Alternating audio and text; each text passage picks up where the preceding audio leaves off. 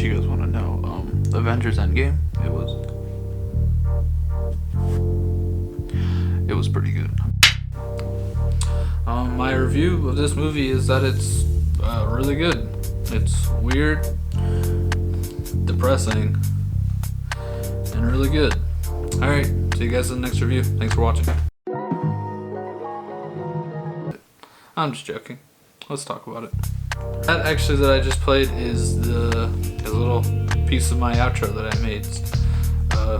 I'll have an outro in my videos now. That's just the beginning of it. At the end of this video, I'll have the actual outro, obviously.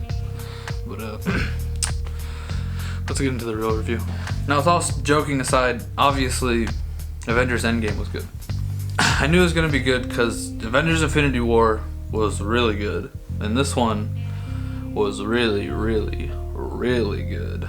Now, without going into really too much specifics, I gotta say that this movie really does do a whole lot of things. It juggles so many things, but it's never overwhelming at any point. Like you're not really lost at some point, like you've just been given too much information that you just don't know what to do with it. I personally never felt like that in any part of the movie. The way that the Russo brothers did this movie is really, really nice. It's really fucking weird. Like, I'm not gonna lie, it was like, for it being a Marvel movie, and we all know how Marvel movies are now. Ever since Guardians of the Galaxy came out, we knew these movies were gonna get fucking weird. Like, it's just the way they're going. There's Fortnite in this movie, and I still don't know how I feel about that. But to get into more technical things about the movie, the beginning, you get a real sense of what this movie is gonna be like straight from the beginning. There's just a whole lot of stuff happening at the beginning that there are no fucking breaks. There's no breaks going into this movie. It is a 3-hour long movie, but the movie only felt about an hour and a half when I was sitting there in the theaters. There was so much shit happening that there was a lot of things happening in the movie to really occupy your time, that when people were complaining about having an intermission during this 3-hour movie, that honestly, an intermission in this movie would have just broken what was going on. It would have completely destroyed the mood and the feel that was going and that the Russo brothers set up in this movie. But with that being said, the only real couple of complaints that I have, 2 of them I can't talk about. I'll probably save them at the end of the video. If I probably will talk about them. One kind of thing that I didn't necessarily like, but it does make sense of why it's there, and this isn't a spoiler. The pacing of this movie gets really weird at the beginning. When I say you get a real feel for this movie, you do, but there's the first scene that happens, and then there's a whole, I'd guess like a half an hour to like 45 minutes of the section of the movie after the first scene that just really feels super slow. It feels that it really just drags on after showing this one scene, and after it just continuously keeps going on. I was kind of getting eerie in the theater, but the way the movie just is paced at the beginning is really slow, and for this being a movie that was completely hyped about, the way that it's paced in the beginning just kind of sort of offset the mood that it goes through the rest of the way. Now, with that being said, the pacing of this movie didn't necessarily kill any part of it. I still had an amazing time watching this. I still sat there and enjoyed every second of it. But some parts of the pacing really did feel off-paced. But pacing-wise, in the beginning is only the real thing I have as a downgrade, sort of. Now let's go into the things that I did sort of like, that I can talk about. This movie, just like Infinity War, juggles a bunch of different intricate storylines. That's the word I'm looking for. It handles a bunch of different storylines that you would see most directors or most filmmakers get lost or get jumbled up into these different intricate storylines. You could see how most of them would get lost, but the Russo brothers played this super well. They don't ever lose their footing, they never lose their tone of the movie. The tone is completely centered throughout the entire movie, and you feel that same tone and emotion throughout the the entire film. They don't ever necessarily come out of nowhere. When moods change, they're completely shown, and you can see that that's what happened, and you can see necessarily why that's happened. This movie's really good.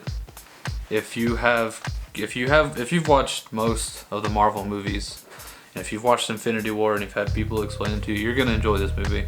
I did 110,000% enjoy this movie more than I did Infinity War. Infinity War is still up there as one of my favorite movies. This is in my top 5 of my favorite Marvel movies that have come out. Put a disclaimer and say I'm sorry that if I kind of jumbled around my words a little bit with doing this sort of new type of reviews. This is, again, gonna be still learning. I'm still learning. This is gonna still be a learning process for me making these types of videos. With everything really being said, I guess the only thing I can really do is recommend this movie.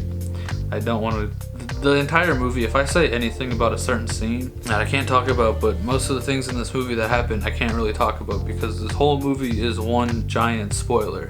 Everything in this movie happens for a reason, and when those things happen, that's just it. This movie did make me cry. I'm not gonna lie, I did cry in the theater at least twice. But with that being said, that is the end of the non-spoiler portion of this video. From this point on, I'm gonna be spoiling 3 things about the movie that I just wanna talk about, that I really wanna talk about. So I highly suggest that you watch this movie as soon as you can. It really is worth it. I'm gonna be giving this movie a 9 out of 10. It's really that good. And I know it doesn't seem like it because I reviewed 2 movies on this channel so far and I've liked both of the movies. I'm not gonna just be making movies about comic books, the comic book movies that have come out. Those are just the last 2 major movies that have come out that I wanted to talk about. But I personally don't like a lot of movies, a lot of the new movies that come out, and I'm not one of those people that say, oh, Hollywood's just remaking a lot of shit. It's just a lot of people don't know how to make a good solid movie. I'm gonna go ahead and talk about a couple of the spoilers that were in the movie, so make sure you click off or continue watching. I don't know, I can't control you. So go ahead and talk into the spoiler part of this movie. I do want to talk about 3 separate things. One thing that I am worried about with the future of the MCU. The second thing I'm going to talk about is another thing, is something that happened that I personally didn't enjoy, but the way they did it, I see how it is and I completely loved it. Oh yeah, then the last thing I will talk about is one part that actually got me giddy as fuck in the theater. You know, I'll go ahead and talk about that one right now. So if we all stroll down memory lane to a really upsetting movie called Age of Ultron, we get all of our heroes up in the Avengers Tower, all trying to lift Mjolnir, Thor's hammer, and the only person that got somewhat close to it is Steve Rogers.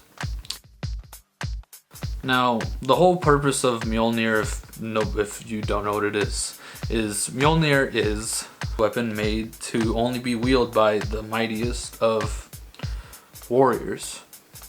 And when we see Steve Rogers barely move it, there's a bunch of us comic book fans that know this, a bunch of the comic book fans that know that Captain America in the comics is able to move Mjolnir. He's able to wield Mjolnir. But once I saw Thor Ragnarok, I thought that would never happen in a Marvel movie, and I got really fucking upset because Captain America is the most wholesome, pure-hearted person probably on the entire fucking earth, and he wasn't able to lift Mjolnir and they never showed it. Kind of pissed me off at the time.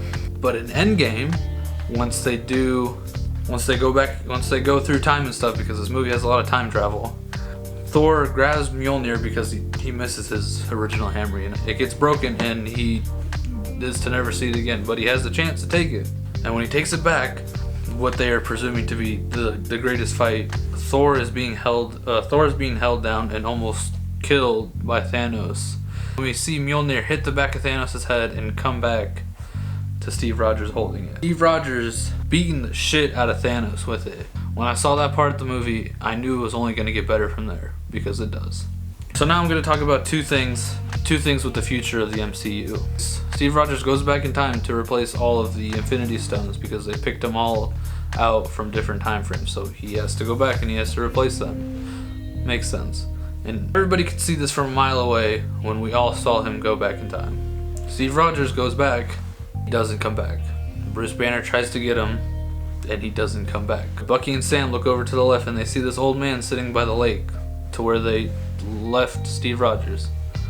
And it is old Steve Rogers. And when I saw that, I was completely okay with it. It got me a little heartbroken. You know, the man's gone. But you know, he had an end to his story, and I honestly couldn't be any more exciteful about that. The end of his story is really nice, really well done.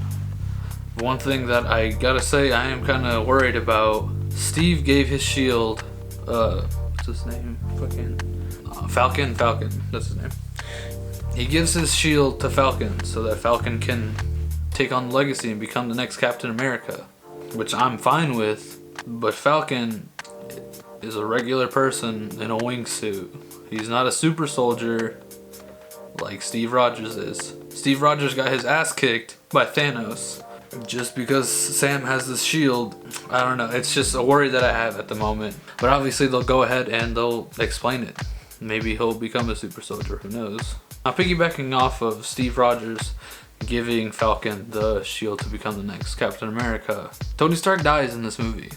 He's so he was great, and this is the end of his legacy. The way it ended was the way it started, by him saying, "I'm Iron Man." I couldn't be any upset about this. I knew it was gonna happen, and it happened, and it was really great. One thing I gotta say that I hope I see in the future of the MCU, if we all go back again to Iron Man 3, there is this child that Tony Stark is in link with. I don't think anybody ever thought that we would ever see this kid again. It was a side character in a movie that not a lot of people liked. I personally enjoyed it. It's a really good movie.